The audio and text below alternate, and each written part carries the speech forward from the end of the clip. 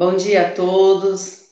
Mais uma vez estamos aqui no nosso canal da Regional de Jales para desejar realmente uma manhã de outono que está começando, né? De muita paz, muita luz a todos aqueles nossos companheiros, irmãos queridos que nos seguem tanto pelo Facebook quanto pelo YouTube. O nosso canal da União das Sociedades Espíritas do Estado de São Paulo, compreendendo a nossa regional de Jales, três USES intermunicipais, que é a USE Intermunicipal de Jales, a USE Intermunicipal de Fernandópolis e a USE Intermunicipal de Santa Fé do Sul, aqui no Noroeste Paulista.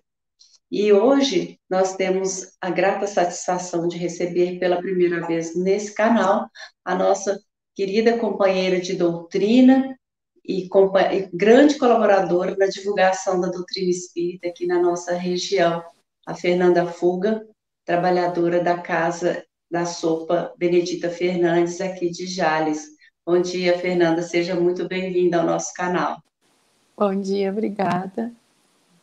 Muito E obrigada. temos também a satisfação de receber aqui o nosso companheiro, divulgador incansável da doutrina espírita e presidente da nossa regional, o Davi. E como todos que nos acompanham sabem, aqueles que estão chegando agora fiquem sabendo que o nosso chat ele fica aberto durante todo o momento da palestra. Você pode mandar perguntas, você pode participar fazendo comentários e comentando aquilo que você tiver vontade, que no final o nosso técnico vai colocar aqui na tela e será comentado. A Fernanda vai trazer para todos nós hoje, para a nossa reflexão, o tema vigiai e orai. E nós vamos refletir sobre isso, que esse tema fique aí durante toda a semana, né, para que a gente possa pensar, para que a gente possa refletir nesse momento tão necessário para todos nós. Então, bom dia, Davi, seja bem-vindo. Bom dia, Célia, bom dia, Fernanda, e bom dia a todos que estão conosco aqui nessa manhã. Então, agora o Davi fará para nós a prece de abertura e vamos criar as melhores vibrações do nosso coração e envolver a nossa querida palestrante nessa manhã, para que a mensagem dela possa chegar a todos os corações e nos trazer um benefício que nós podemos compartilhar com o nosso próximo. Muita paz a todos, um bom dia, uma semana de muita tranquilidade nos corações. É com você, Davi. Vamos então à nossa prece, buscando nesse momento nos envolvermos nesse ambiente maravilhoso que nos trouxe juntos aqui, deixarmos-nos permear pelas energias reconfortadoras, amorosas, daqueles que nos querem bem, daqueles que desejam a nossa paz, a nossa saúde, permitindo que sejamos banhados até as diminutas partículas do nosso ser, de muita esperança, de muita tranquilidade. E assim, buscando a figura meiga e amorosa de nosso Mestre Jesus, com seu olhar terno, com sua voz branda, com suas mãos amorosas e acalentadoras, deixamos-nos abraçar por Ele e, sentindo o pulsar do seu coração, vamos dizer a Ele: Amigo Jesus, estamos na Tua presença, Senhor, mais uma vez, com o desejo, Mestre querido, de ouvir-te através dos lábios da nossa irmã, a fim de que possamos recordar as lições que há tanto tempo temos ouvido, mas ainda não conseguimos interiorizar como deveríamos. Que sejamos sensibilizados, amigo amigo, pelos teus mensageiros, que além de acalentar os nossos corações, nos estimulam ao aprendizado, indicando-nos os caminhos a seguir. Que possamos ser inspirados também a fim de percebermos as nuances mais delicadas dos teus ensinamentos, de maneira que ela se acomode em nossa alma, encaixando-se perfeitamente às nossas necessidades. Abençoe, Senhor, nesta manhã, a todos aqueles que pranteiam os seus entes queridos, que nesse momento partiram para a vida espiritual, devido a esta situação que estamos vivendo. Mas também aqueles que têm necessidade de pão, de carinho, de afeto, que a tua mão generosa e amiga abrace a todos. Fica conosco, querido amigo, não só agora, mas por todos os dias de nossas vidas. Que assim seja.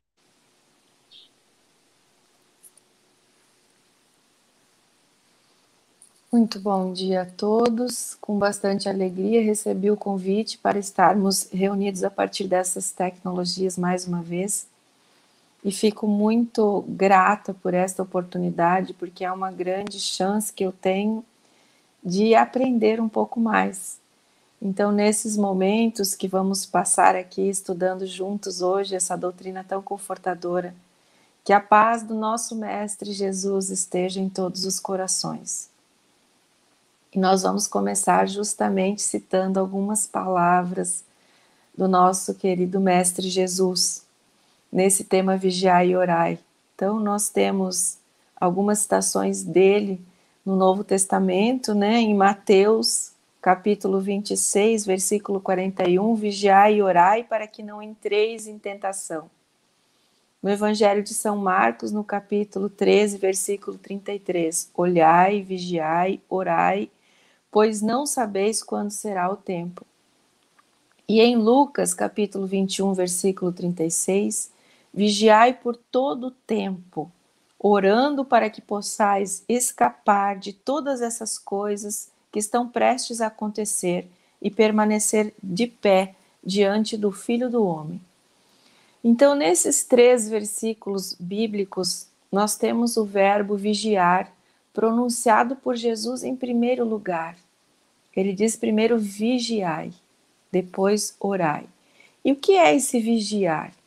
Então, dentro do nosso dicionário, nós vamos ter que vigiar é observar com atenção, é estar atento a alguma coisa, observar secreta ou ocultamente, espreitar, espionar, ou ainda estar acordado, estar atento, estar de sentinela. Na vida, comumente nós acreditamos que nós interagimos, nós nos relacionamos com o outro por meio de palavras, ações. Às vezes, algumas pessoas até podem cogitar, o que já é uma realidade comprovada, que nós comunicamos também pelo nosso olhar. As pessoas mais experientes dizem que antigamente os pais não precisavam nem falar, bastava só um olhar que elas já entendiam e obedeciam prontamente. Então, o olhar comunica, a entonação da nossa voz, se eu falo de maneira mais severa ou se eu falo docemente. A rapidez, né, o ritmo da minha fala também comunica. Se eu falar muito rapidamente, eu vou demonstrar que eu estou ansiosa. Então, além dessas demonstrações, os nossos gestos também comunicam, nós muitas vezes nos esquecemos, e aí com a doutrina espírita nós tomamos conhecimento de que também interagimos com o outro por meio dos nossos sentimentos, das nossas emoções, que são energias, e dos nossos pensamentos.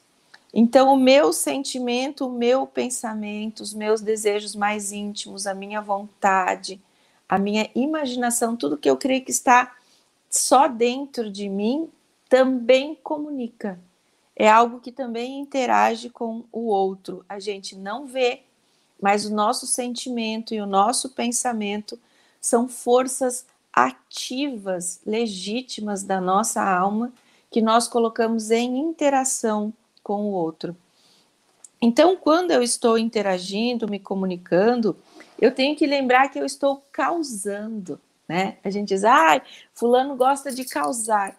E realmente, quando eu estou me comunicando, eu estou colocando na minha interação uma causa a partir de tudo isso, meu sentimento, meu pensamento, minhas palavras, minhas ações, meus gestos, meus olhares, minha entonação de voz, eu estou colocando tudo isso como uma causa que vai gerar um efeito, que vai gerar uma consequência.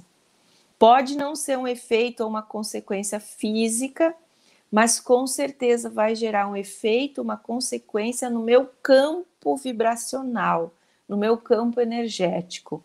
E aí também vai afetar, vai influenciar o campo vibracional do outro envolvido nessa interação, nessa conversa, nesse relacionamento comigo. Compreender isso não é fácil, né? E principalmente trazer para a nossa prática é que eu julgo ainda um tanto difícil. A gente sabe que é real, que o nosso sentimento, as nossas emoções, o nosso pensamento, aquilo que a gente imagina, comunica e afeta o outro. Agora, trazer para a prática não é fácil, porque quando eu passo a não ignorar mais essa realidade, quando eu sei disso, que os meus sentimentos, os meus pensamentos interferem no outro, eu sou então obrigada a assumir a responsabilidade de ter a certeza que eu estou interferindo sempre no universo.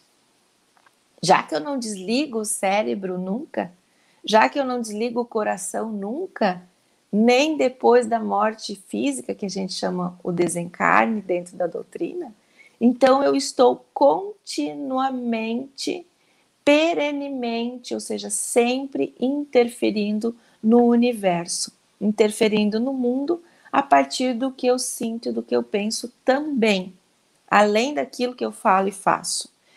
Então, tudo isso que eu penso, que eu sinto, que eu falo, que eu olho, que eu faço, fica na minha psicosfera, fica gravado, né, em volta de mim. E a somatória das nossas psicosferas forma a psicosfera, o ambiente espiritual, energético da Terra, do nosso planeta.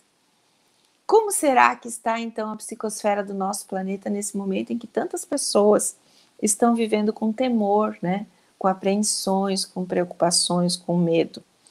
Então, tudo o que eu sinto, penso, falo e faço acaba criando a realidade em que nós vivemos. Aí, diante dessa verdade, desse conhecimento de que nós somos co-criadores da nossa realidade, será que é importante vigiar? Extremamente, né? Extremamente, porque o tempo todo, com meus sentimentos, pensamentos, palavras e ações, eu co-crio, eu estou criando junto com o outro a nossa realidade. Então, vigiar é fundamental. E por que vigiar é fundamental? Porque para nós, encarnados no planeta Terra, sendo ele ainda um mundo de provas e expiações e não um mundo evoluído, é natural que a gente não esteja num grau tão avançado. É certo isso. Nós temos muito a caminhar ainda. Então eu preciso vigiar, porque para mim não é uma coisa da minha natureza pensar só o bem. Não é uma coisa ainda da minha natureza sentir só o bem, porque faz parte do grau evolutivo em que nós estamos. O planeta vai melhorar, mas para que ele melhore, nós que o habitamos precisamos melhorar. Então esse vigiar é muito importante. A autovigilância é fundamental. Eu tenho que ser o meu guardinha, o meu sentinela, o meu vigilante, né? E o que faz um guarda noturno, um vigilante, um guarda, né? Um sentinela? O que ele faz?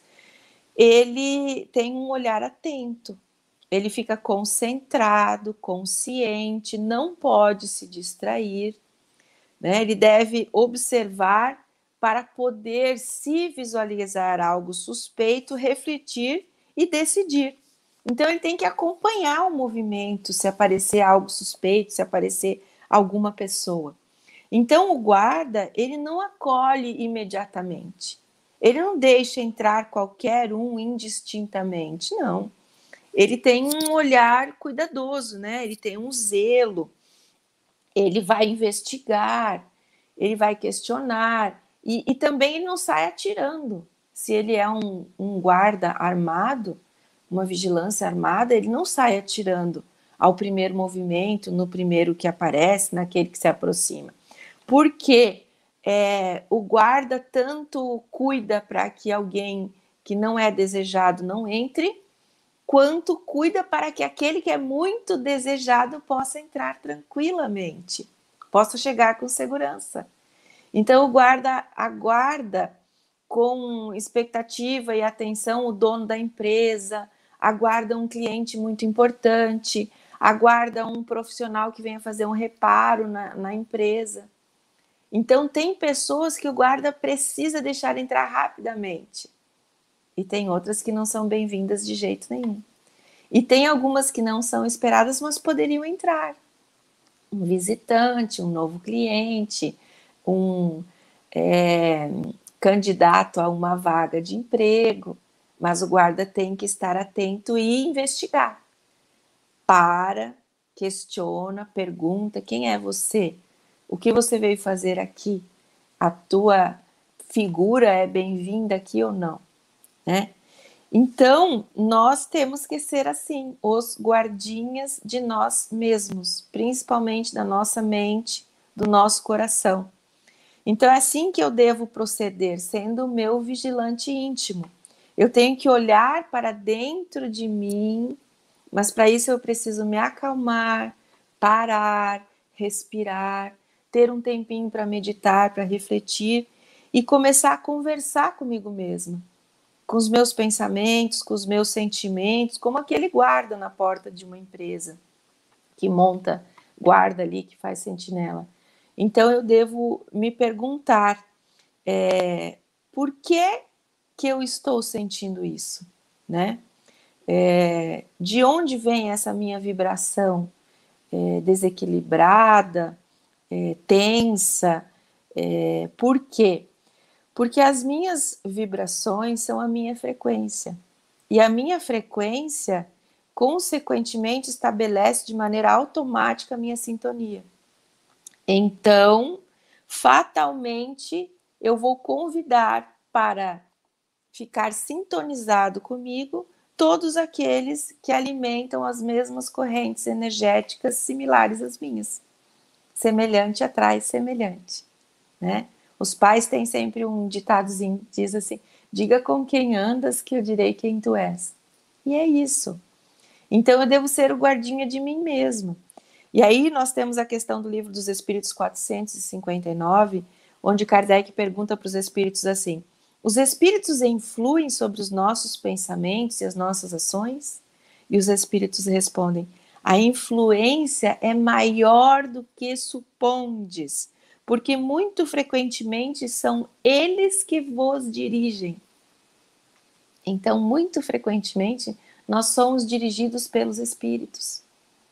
E aí, dependendo do que eu estiver pensando, é quem eu vou atrair para perto de mim.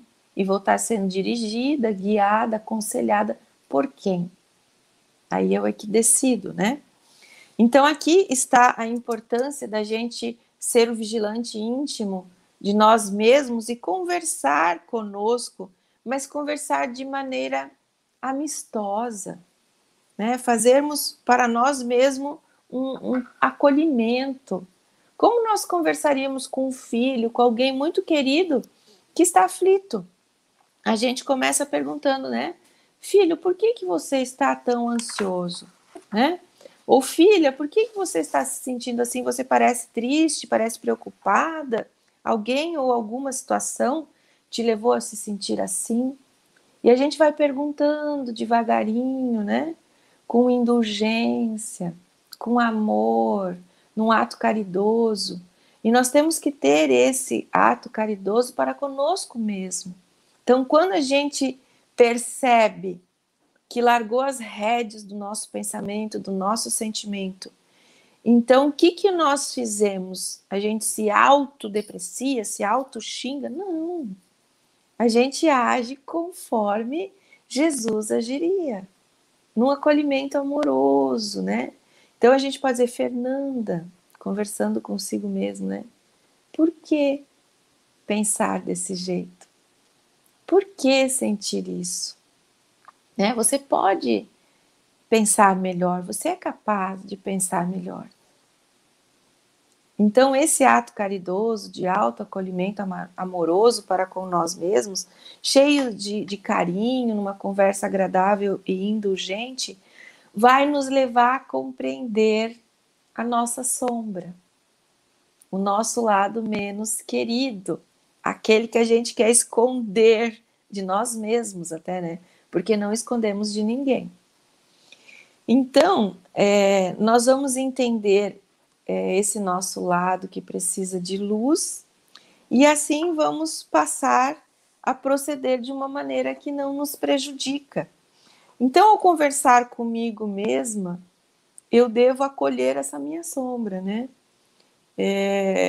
Ou seja, ter humildade, abrir mão do meu orgulho e aceitar as minhas limitações, as minhas imperfeições, os meus defeitos, os meus temores, as minhas deficiências e as minhas formas já cristalizadas de proceder. Quem sabe há quantas vidas eu repito a mesma coisa, eu monto dentro da minha mente os meus pensamentos a partir das mesmas sentenças. E aí, assim, com essa humildade, eu vou dando nome àquilo que me incomoda, aquilo que eu preciso melhorar, e dando nome a esses meus inimigos, a essas sombras íntimas que eu carrego, só assim eu vou poder conhecê-los e trabalhar contra eles. Ah, é preguiça? Sim, preguiça. Então vamos entender o que é preguiça. É medo? Então vamos entender o que é medo. E aí a gente vai se autoconhecendo e pode trabalhar consigo mesmo. E assim, com sinceridade, nós vamos acolhendo esses aindas em aprendizado, né? Com o hífen, tudo junto, aindas em aprendizado, que todos nós temos. Porque esse nosso lado sombrio, essas nossas limitações, essas nossas imperfeições, elas são ainda um vir a ser. É uma promessa que vai se concretizar, porque Deus nos criou para sermos perfeitos. Então, esses meus aindas em aprendizado é o amor em movimento, como muito bem nos diz a autora Daniela Migliari no livro Abraço à Sombra. Tudo que eu ainda não consigo fazer, tudo que eu ainda não alcancei, pensando no meu modelo e guia que é Jesus, é o amor em movimento, como uma plantinha em crescimento. Vai desabrochar, vai crescer, são os meus aindas em aprendizado. Então eu tenho que acolher isso e fomentar, dar subsídios para que cresça, para que o amor se construa, para que a coisa realmente floresça em mim, né? E eu possa ter mais luz do que sombra. Então, vigiando, eu vou saber quando eu estou indo para um caminho que não me convém. E como nos diz o capítulo 28 do Evangelho, na coletânea de preces espíritas, no item Preces para resistir uma tentação, como é que eu vou saber quando o pensamento não me convém, né? É porque lá nós temos que todo o pensamento tem duas origens, ou eu mesma, ou a sugestão de um espírito que está ao meu lado. Mas como é que eu vou saber se esse pensamento me convém? Aí lá diz o seguinte: reconhece-se que um pensamento é mau quando ele se distancia da caridade. E o que é a caridade segundo o Livro dos Espíritos, conforme Jesus a entendia? 3 coisas: benevolência para com todos. Então eu sou boa para com todos, não só os seres humanos, os outros seres também. Eu sou indulgente para com as faltas alheias, quer dizer, eu não fico apontando a falta dos outros, muito pelo contrário, quando eu vejo que ele tem um lado sombrio, eu busco o lado de luz dele para poder enaltecer o lado bom dele. Então, benevolência para com todos, indulgência para com as faltas alheias e perdão das ofensas. Quando eu conseguir fazer esses 3, eu estou sendo caridosa. E aí lá no capítulo 28 do Evangelho diz assim: reconhece-se que um pensamento é mau quando ele se distancia da caridade, que é a base de toda moral verdadeira. Quando o pensamento tem por princípio o orgulho, a vaidade e o egoísmo. Quando a sua concretização pode prejudicar alguém. Então, isso que eu estou pensando, se eu conseguir pôr em prática, vai prejudicar alguém? E quando, enfim, esse pensamento nos induz a coisas diferentes das que queríamos que os outros nos fizessem. Essa frase final resume tudo. Aquilo que eu estou pensando, se alguém pensasse em relação a mim, eu gostaria? Pronto, a gente já respondeu, já tem a medida aí, não é? E assim, quando um pensamento ou um sentimento inconveniente tomar a minha mente, se eu estou vigiando, se eu sou vigilante, eu posso intervir logo. Eu posso agir rápido e mudar a direção, mudar o curso da minha mente, do meu sentimento, bem rapidinho, né? Então, a gente tem que entender que há uma diferença entre ser tentado, quer dizer, receber o convite para colocar em prática aquelas minhas más tendências, ou aceitar e me comprazer nesse pensamento que me sugerem, né? Então, tem diferença aí. Então, quando um pensamento entra na minha mente, eu devo examinar esse pensamento com base naquilo que eu já conheço do Evangelho, da doutrina espírita. Opa, isso é bom? Esse é um pensamento caridoso? Se alguém estivesse pensando isso em relação à minha pessoa, eu ia gostar, né? Então, na verdade, o Evangelho ainda nos explica muito bem lá no item 8, no capítulo Bem-aventurados os puros de coração, quando nos fala do pecado por pensamento ou o adultério. E adultério não só no sentido da traição, mas no sentido de não seguir as leis de Deus, né? Então, lá nesse capítulo 8 do Evangelho, nós vamos ter a verdadeira pureza, não está somente nos atos, mas também no pensamento, porquanto aquele que tem puro coração nem sequer pensa o mal. Foi o que Jesus quis dizer, ele condena o pecado mesmo em pensamento, porque esse pecado em pensamento ainda é um sinal de impureza. Esse princípio suscita naturalmente a seguinte questão, né? O Evangelho nos diz assim: então, se eu pequei em pensamento, eu sofro as consequências de um pensamento mau, embora nenhum efeito tenha produzido, nenhum efeito no mundo físico, né? Mas em termos de vibrações, o meu pensamento já exerceu um efeito. Então, o Evangelho nos diz assim: cumpre que se faça aqui uma importante distinção. À medida que avança na vida espiritual, a alma que enveredou pelo mau caminho se esclarece e se despoja pouco a pouco de suas imperfeições, conforme a maior ou menor boa vontade que demonstra. Sempre a vontade, sempre o esforço próprio, sempre a nossa capacidade íntima de luta, de não nos entregarmos àquilo que nos é mais fácil, né? De não nos entregarmos à porta aberta, de exercermos a luta para entrarmos na porta estreita, aquilo que ainda não é confortável para nós, aquilo que ainda é um dever, né? Que exige a nossa disciplina. Maior ou menor boa vontade que demonstre em virtude do seu livre-arbítrio, né? Seu poder de escolha. Todo pensamento mau resulta, pois, da imperfeição da alma. Então, a alma que tem um pensamento que não é bom, ela não é perfeita.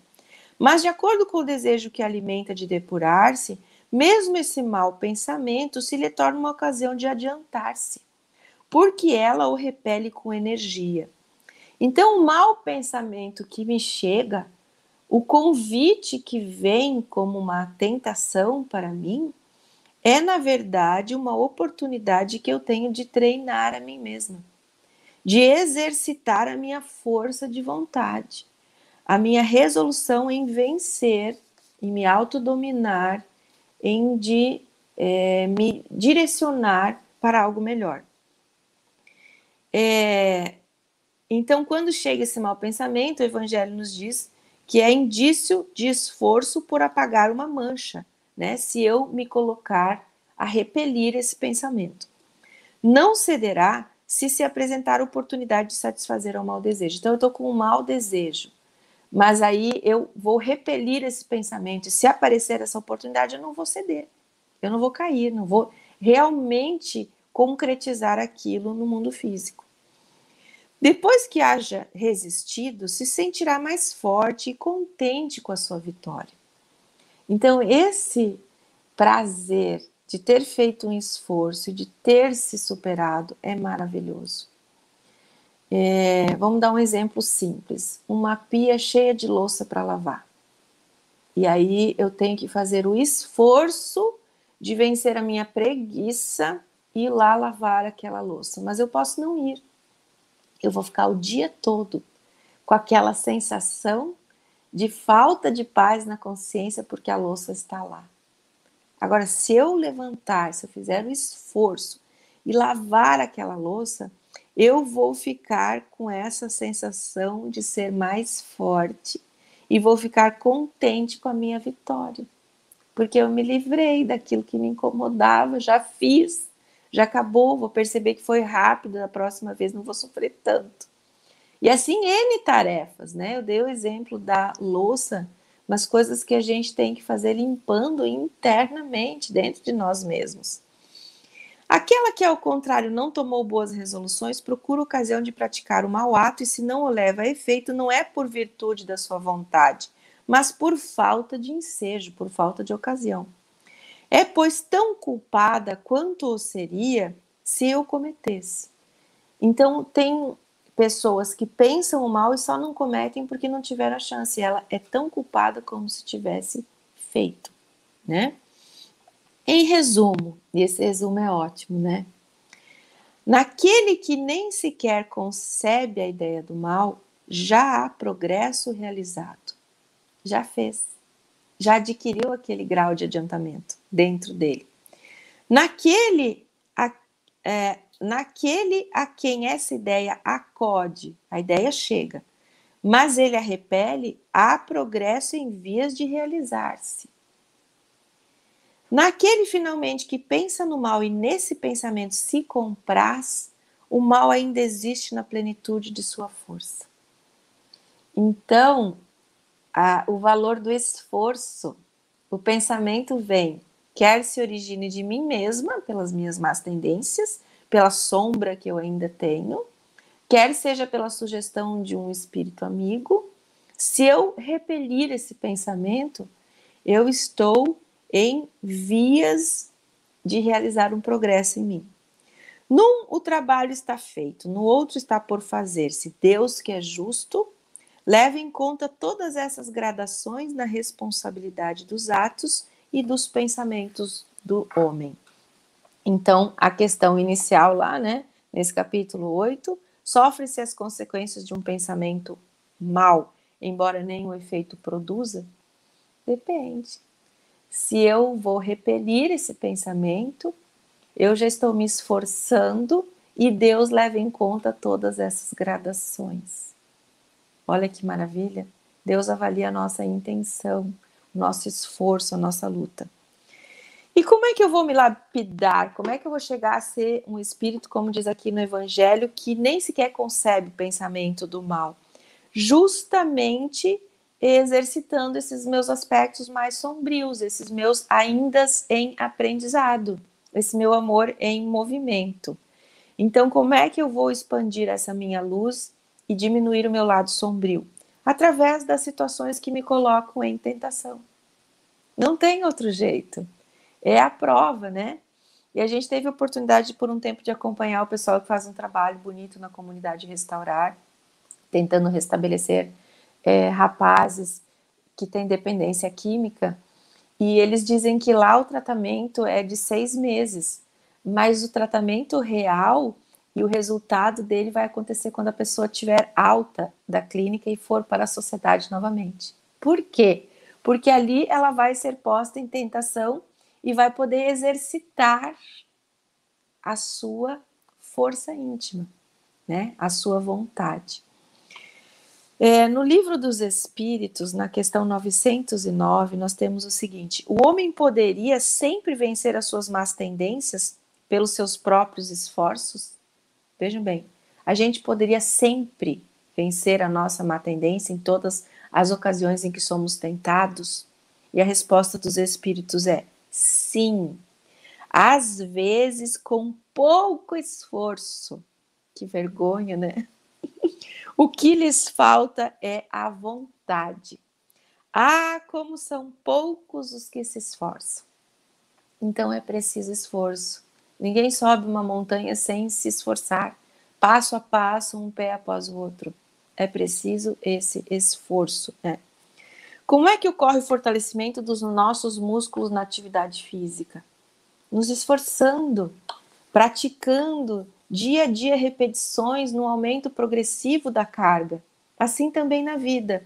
Se eu estiver vigilante, a tentação vem e eu estarei mais apta a resistir, porque já resisti uma vez, resisto a segunda, resisto a terceira, e vou fortalecendo o meu músculo de resistência na mente e no coração, porque eu estarei aí com essa vigilância num trabalho preventivo, resistindo com firmeza às fraquezas íntimas que eu já acolhi, né? Que eu já aceitei com humildade, que eu já abracei, que eu pus nome, e aí eu posso lutar contra elas. Então, como é que eu vou resistir? Como é que eu vou me tornar mais forte nesse processo de vigilância? Então, lembremos de Jesus e como a gente começou, né? Ele usava duas palavras, vigiai e orai. Então, a primeira dica é a prece. A prece é um recurso muito eficiente para nos ajudar a vencer as nossas imperfeições, os nossos temores, as nossas limitações, e não a prece que não tem a resposta. Quando nós não somos atendidos naquilo que nós pedimos na prece, a prece serve para nos fortalecer e a nos dar a compreensão de que nós precisamos passar por aquilo para aprender alguma coisa. Então, toda prece nos ajuda. Se ela não afasta aquilo que nós queremos que afaste da nossa vida, ela nos fortalece para que nós possamos mudar diante daquilo que permanece. Segunda dica, a leitura do Evangelho, o estudo do Evangelho, das parábolas de Jesus e o culto do Evangelho no lar. À mesma hora, em um dia da semana, todos se reúnem dentro daquele lar e leem o Evangelho, estudam, comentam, porque quanto mais eu conhecer o Evangelho, mais eu vou conhecer o proceder, o comportamento de Jesus. E assim, quando eu estiver me sentindo tentada, quando os meus pensamentos estiverem me arrastando para algo que eu não desejo, quando os meus sentimentos e pensamentos me levam para onde eu não quero, eu vou poder responder conforme Jesus fazia, porque eu sei o que ele fazia, porque eu estou estudando o Evangelho. Então a gente pergunta o que Jesus faria no meu lugar, como ele pensaria, como ele responderia. Uma terceira dica, devemos alimentar a nossa mente com coisas edificantes, construtivas. Essa semana no WhatsApp eu recebi uma mensagem muito interessante que dizia assim: se você pudesse comer as suas próprias palavras, a sua alma seria nutrida ou envenenada? Achei essa pergunta fantástica, né? Se eu pudesse comer as minhas palavras, eu estaria me nutrindo ou eu estaria me envenenando? Aí o nosso cuidado com aquilo que a gente coloca para dentro a partir de todas as telas da nossa vida, que agora na pandemia as telas estão onipresentes, né? É o celular, é o computador, é a televisão, é o tablet. O que eu ponho nessas telas? Que filmes e que séries que eu assisto? Que grupos de WhatsApp eu participo? O que as pessoas postam? Como é que eu tenho alimentado a minha mente e o meu coração? Uma outra dica, substituir os pensamentos inconvenientes pelos bons pensamentos. Mas como eu não consigo? Com a nossa ocupação útil. Pôr as mãos no trabalho. Ai, mas com a pandemia eu não posso sair. Faça crochê, faça um bordado, faça um tapete para vender e esse dinheiro você coloca em doações, compra uma cesta básica. Faça um bolo. Ai, mas eu já estou acima do peso. Faça o bolo, mas doe. Põe a sua máscara, pegue seu carro, pare o carro na frente de uma casa humilde que todos nós conhecemos, os bairros mais carentes da nossa cidade. Buzine na frente daquela casa humilde e alguém sai. e vai ficar com os olhos cheios de alegria porque alguém trouxe um bolo. E nessa hora em que você levantou e se pôs para lutar contra si mesmo e fez um bolo para entregar na casa de nem sabe de quem, a espiritualidade amiga vai te guiar. Porque lembram da história do guarda? Tem pessoas que o guarda não pode deixar entrar, mas tem pessoas que o guarda espera, que são indispensáveis para aquela instituição. Essas pessoas são os espíritos amigos que nos acompanham, nosso anjo de guarda, os nossos mentores, e eles só esperam um pouquinho da nossa sintonia nesse sentido para que possam nos guiar, e eles vão nos levar exatamente à casa em que precisa daquele bolo. E aí a gente dá uma buzinadinha com o nosso carro e saem 4, 5, 6 crianças felizes porque chegou um bolo.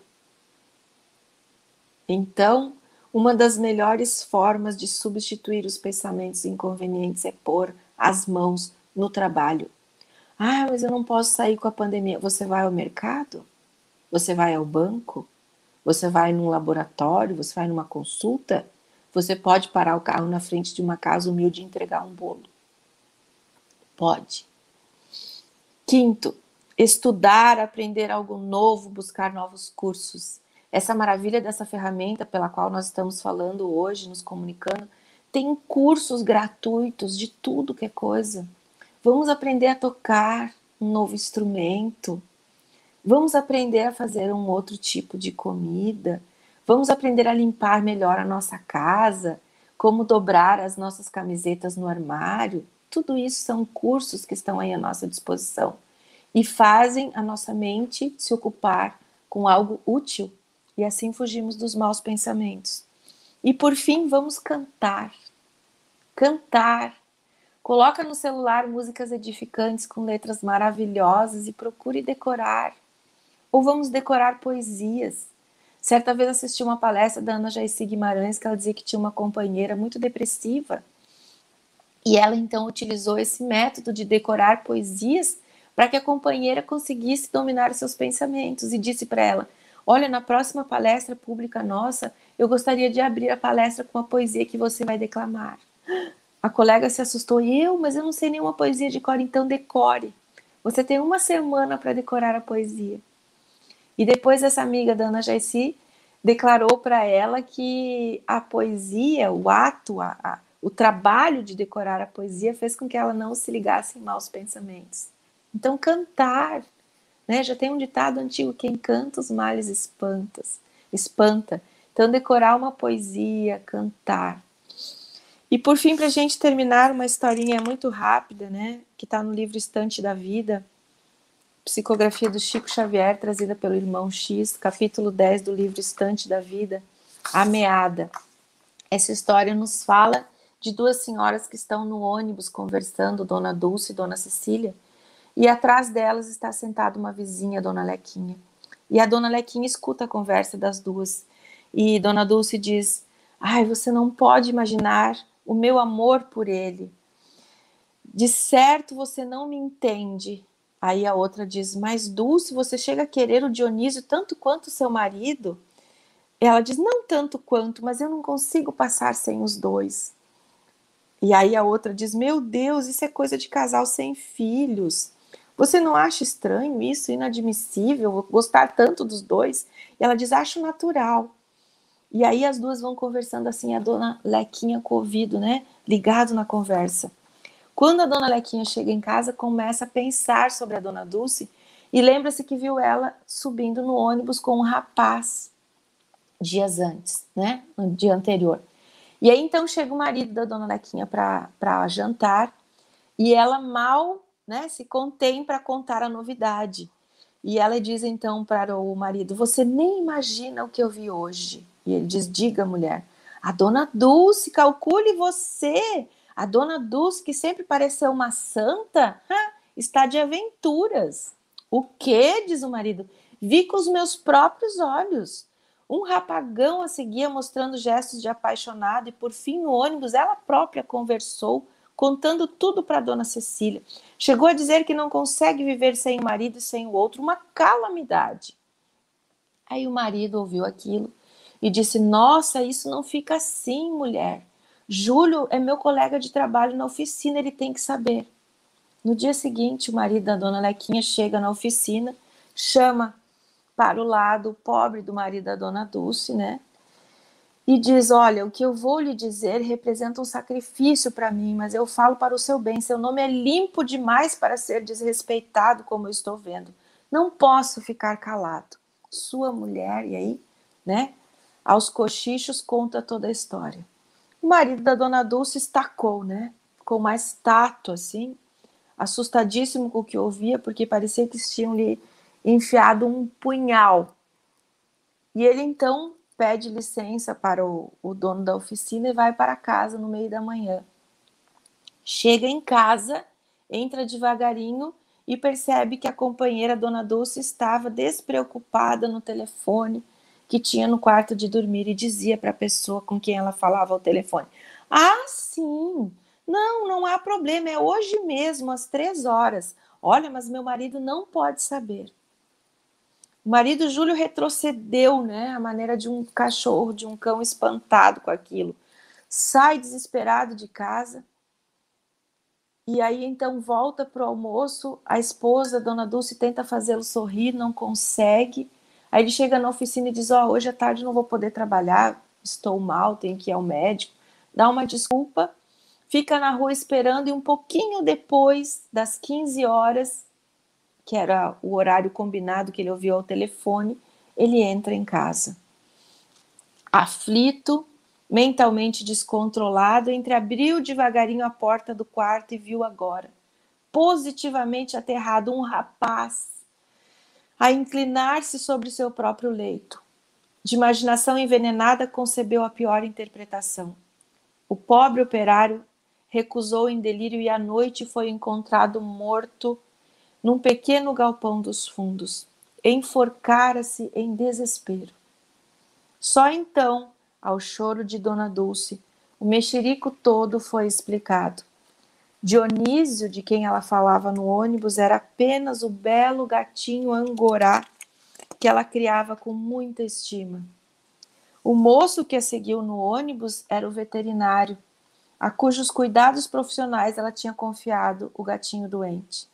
O telefonema que ela estava dando quando o marido chegou em casa era baseado na encomenda que ela fizera a uma loja de um colchão novo de molas. E ela queria fazer uma surpresa para o marido, dando-lhe um colchão novo, e o rapaz que se achava no aposento íntimo, né, no quarto do casal, quando Júlio entrou à tarde, era somente o empregado da casa de móveis que veio ajustar o colchão, porque era muito pesado e muito grande, a dona Dulce não conseguia colocar o colchão sozinha sobre a cama. A tragédia, porém, estava consumada, né? Júlio se enforcou, acabou se suicidando. E Dona Lequinha, diante do suicida, exposto à visitação, comentou baixinho para a amiga do lado: nossa, que homem precipitado, morrer por uma bobagem. A gente fala certas coisas só para falar, né? Então, diante de tudo isso, nós percebemos o quanto devemos ser vigilantes, para que os nossos pensamentos e sentimentos não se transformem em palavras e ações que vão nos fazer sofrer muito e das quais vamos nos arrepender. Que Jesus, nosso Mestre, nosso Senhor, possa nos amparar sempre. Agradecemos imensamente a oportunidade de aprendermos mais e dessa doutrina maravilhosa que amplia os nossos horizontes e nos convida a ser sempre melhores. Que o nosso Mestre possa nos ajudar a trabalharmos em nós mesmos a vigilância, a seguirmos cada vez mais cheios de fé, de esperança, de confiança, na certeza de que Ele está no leme e de que tudo o que nos acontece é para o nosso bem. Muito obrigada por tudo, Senhor, e permaneça conosco, nos abençoando, nos iluminando, nos protegendo, nos guardando na sua paz, hoje e por todo sempre. Que assim seja.